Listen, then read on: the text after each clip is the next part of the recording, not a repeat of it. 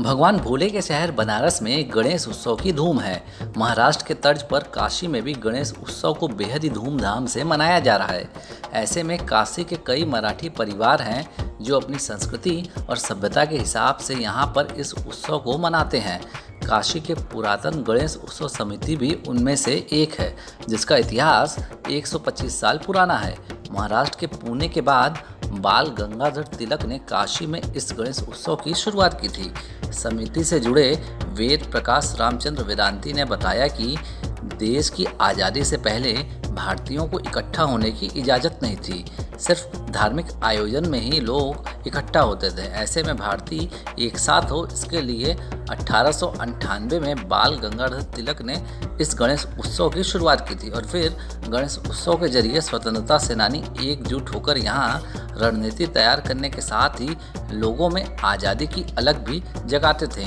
बाल गंगाधर तिलक खुद इसके लिए काशी आए थे। उस समय अंग्रेजों के शासन में गैदरिंग कहीं नहीं हो सकती थी, लेकिन धार्मिक कार्यों के ऊपर उन्होंने रोक नहीं लगाई थी। इसी का फ़ायदा उठाते हुए बाल गंगाधर तिलक जी ने ये उत्सव हर जगह शुरू कराया कि हिंदू कम से कम एकत्रित हों, भारतीय इकट्ठा हों अंग्रेजों के खिलाफ। उद्देश्य उनका वही था।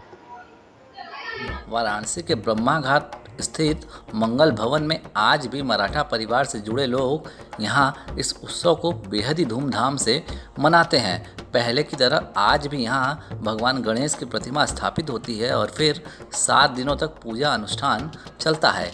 इस दौरान काशी में मराठा समाज की संस्कृति देखने को मिलती है। वत्सल जनार्दन शास्त्री ने बताया कि 7 दिनों तक यहाँ गणपति बप्पा की षोडशोपचार विधि से पूजा होती है। इसके अलावा हवन और गणेश वंदना का भी आयोजन किया जाता है और फिर पूरे सप्ताह भर गणपति बप्पा को पदगान सुनाया जाता है, जिसके लिए बच्चे नाग पंचमी के पर्व से ही प्रैक्टिस करते हैं। इन तमाम आयोजनों के अलावा 7 दिनों में नृत्य, संगीत और गणपति बप्पा पर आधारित चित्र प्रतियोगिता का भी आयोजन होता है। इसके बाद 7 दिनों बाद हम बप्पा को विदाई करते हैं। सनातन धर्म में जैसी पद्धति है, पूरा शास्त्रोक्त विधान से पूजा होती है। गणेश जी का षोडशोपचार पूजन होता है। गणेश जी की स्थापना पूरा वैदिक विद्वानों द्वारा पूजा पद्धति में पूरा उनका जैसे षोडशोपचार पूजन होती है पूरी गणेश जी का स्थापना के बाद से। उसके बाद हवन के बाद समझ लिए सहस्रावर्तन सब ब्राह्मणों द्वारा बैठ के 1000 अथर्वशीर्ष का पाठ होता है। और फिर यहाँ पर पुराने लोगों ने पद्यगान लिखा है। वो पद्यगान बच्चे यहाँ हैं, 30-35 बच्चे हैं।